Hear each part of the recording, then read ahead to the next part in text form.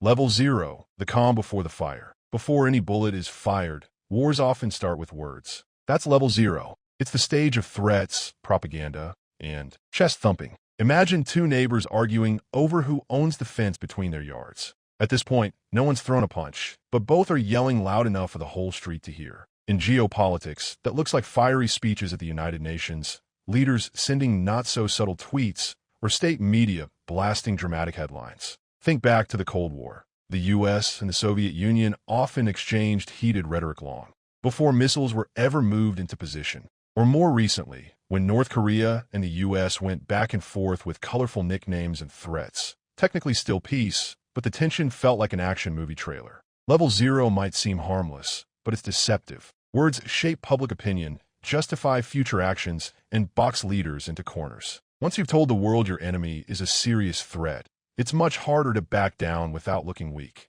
It's the diplomatic version of someone cracking their knuckles before a fight. Nothing's happened, but everyone watching knows something could. Level 1, the silent stranglehold. If level 0 is all about words, level 1 is where those words suddenly start hitting wallets. Welcome to the world of sanctions, embargoes, and economic warfare. The kind of fighting where nobody fires a gun, but entire economies feel like they've been drop-kicked. Picture this. You're in a heated argument with your roommate. Technically, you didn't hurt them, but let's be honest, it stings. On the global stage, that's what sanctions are. Instead of soldiers, you send banking restrictions. Instead of bombs, you block trade routes. And instead of invading cities, you starve economies of fuel, medicine, or vital technology. History is packed with examples. In the 1990s, the UN placed sanctions on Iraq, crippling its ability to trade internationally. More recently, Russia has faced sweeping sanctions after its invasion of Ukraine. Banks cut off from global systems,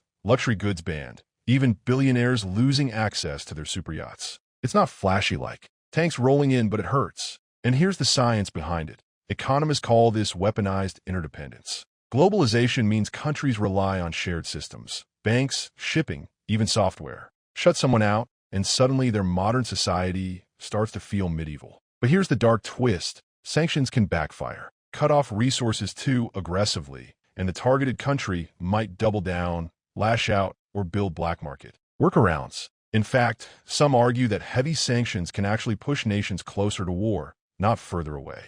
So while level 1 might look like the peaceful option, it's really the first serious squeeze. No explosions yet, but make no mistake. The fuse has been lit, and it's burning slowly. Level 2, the war in the shadows. If level 1 is about freezing bank accounts, level 2 is about slipping into those accounts at 3 a.m. and stealing passwords. Welcome to the world of covert operations, spying, sabotage, and cyber strikes that unfold where no one can officially point fingers. It's like a neighborhood where everything looks calm, but someone keeps sneaking out at night to loosen the bolts on streetlights or flatten tires. No one sees it happen, and everyone wakes up suspicious, wondering who to blame. The danger isn't in the act itself. It's in the mistrust it creates, because suspicion spreads faster than proof. On the global stage, this means intelligence agencies planting undercover agents, sabotaging supply lines, or hacking into power grids. During the Cold War, the CIA and KGB practically made this an art form, funding secret rebellions, tapping phones, even sneaking into embassies to swap documents. Fast forward to today, and the battlefield has shifted to cyberspace. In 2010, the Stuxnet virus, believed to be a U.S.-Israeli operation, slipped into Iranian nuclear facilities and quietly destroyed centrifuges. No bombs, no missiles, just lines of code that caused real-world damage. What makes level 2 so dangerous is its deniability. If your power goes out after a cyber attack, was it a glitch or a foreign rival sending a message? Leaders can't always prove who pulled the trigger, so tensions rise without clear evidence. Scientists studying conflict call this the gray zone, and that grayness is exactly what makes it risky. A country under attack might retaliate too strongly or accuse the wrong enemy, dragging everyone up the escalation ladder. So while covert ops may feel sneaky and clever, they're also gasoline near a flame. At level 2, the war hasn't gone public, but the shadows are already on fire. Level 3, fighting through proxies. At level 3, the war finally shows its teeth, but not always directly. Instead of sending their own armies, nations begin fighting through proxies. This means funding rebel groups, arming militias, or quietly backing entire governments to do the dirty work for them. Why? Because it's cheaper, safer, and provides something every leader loves: plausible deniability. You get to weaken your enemy without your own soldiers coming home in body bags. History is full of examples. During the Cold War, the US and Soviet Union avoided direct clashes but fueled conflicts across the globe. Vietnam, Afghanistan, Angola. American money and weapons flowed one way, Soviet support flowed the other, and local fighters paid the highest price. Even today, proxy wars dominate headlines. In Yemen, Syria, and parts of Africa, regional powers funnel money, drones,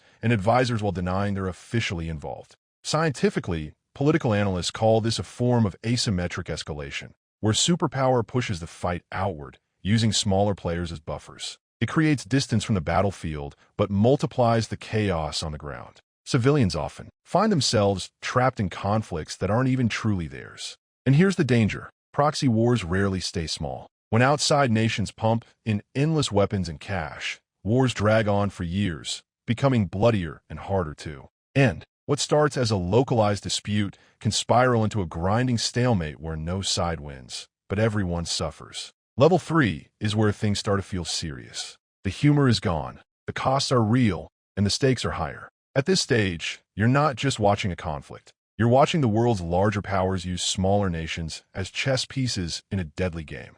Level 4, sparks on the border. By level 4, the war is no longer hidden in shadows or fought through middlemen. This is the stage of limited conventional clashes, border skirmishes, sudden raids, and military encounters that test just how far each side is willing to go. It often starts small. A patrol crosses the wrong line, shots are fired, and suddenly two nations are staring each other down. In 1969, China and the Soviet Union clashed along the Ushuri River in a series of bloody border battles. More recently, Indian and Chinese soldiers have repeatedly faced off in the Himalayas, sometimes with sticks and fists instead of rifles, but with deadly results all the same. Military strategists call this controlled escalation. The idea is to send a signal: we're willing to fight, but not all-out war. Yet, these clashes are usually short and sharp, but they're also unpredictable. A single miscalculation by a local commander can turn a warning shot into a full-scale battle. What makes level 4 dangerous is its volatility. Unlike sanctions or covert ops, soldiers are now face-to-face. The fog of war, confusion, adrenaline, human error create situations leaders thousands of miles away can't always control. A skirmish meant to last hours can escalate into days or spiral into a regional crisis. At this stage, civilians begin to feel the tension more directly. Towns near contested, borders empty out, roads are blocked, and entire regions brace for the worst.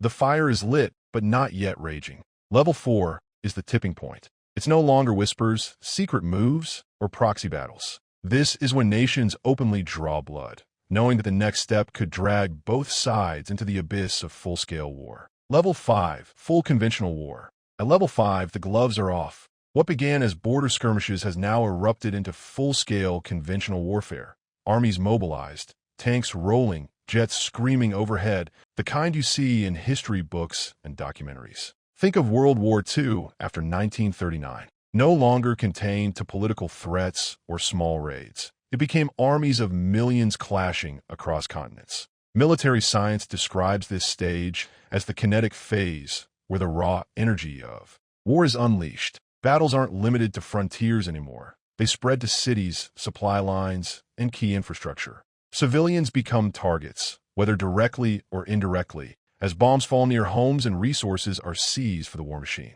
The brutality of level 5 lies in its scale. Logistics become as important as bullets. Armies need food, fuel, ammunition, and reinforcements. Wars at this stage devour resources like fire devours oxygen. And once a nation commits, backing down becomes almost impossible. Retreat means humiliation. Defeat could mean collapse. Psychologically, this level transforms societies. Patriotism, fear, and propaganda surge. Families are torn apart. Economies shift overnight to fuel the war effort. Ordinary life disappears under the shadow of constant fighting. Level 5 is the turning point where nations either double down for survival or seek desperate exits. But history shows once conventional war begins, it rarely stays contained. The pressure to win often drives leaders to escalate further, setting the stage for even darker chapters ahead. Level 6. Striking the lifelines. By level 6, the war isn't just fought on the battlefield.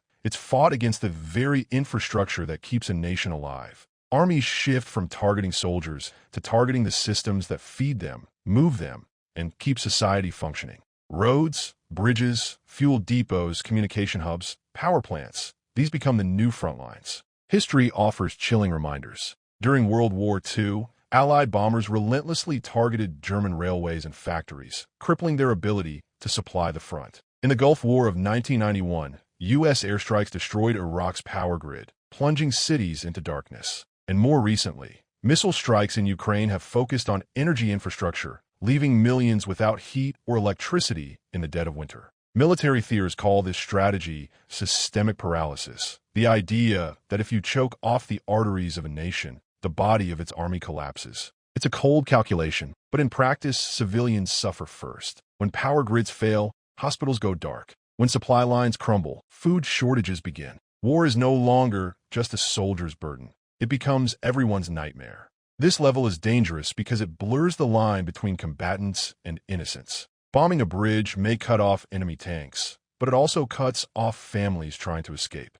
Destroying fuel depots may weaken the army, but also freezes entire cities. Level 6 is when war becomes total, not just about defeating an enemy on the battlefield, but about breaking their entire way of life. And once leaders embrace this kind of destruction, the temptation grows to push even further. Level 7. Unconventional and asymmetric warfare. By level 7, the rules of war begin to break. The battlefield is no longer just tanks and trenches. It's everywhere. This stage introduces unconventional and asymmetric tactics, where the weaker side finds creative, often terrifying ways to level the playing field. Drones buzzing overhead, striking targets with surgical precision, or crashing into power plants.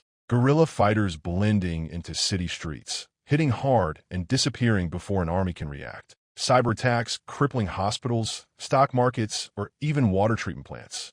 This is war fought not only with bullets, but with fear and unpredictability. History shows how devastating this can be. In Vietnam, guerrilla tactics bled a superpower dry, proving that unconventional strategies can outlast sheer firepower. In Iraq and Afghanistan, improvised explosive devices, IEDs, turned roads into death traps, making even routine patrols a gamble. And today, drones have transformed modern conflicts, from the mountains of Nagorno-Karabakh to the skies over Ukraine, where cheap consumer tech is repurposed into deadly weapons. Strategists call this asymmetric warfare, when one side exploits vulnerabilities instead of confronting strength head-on.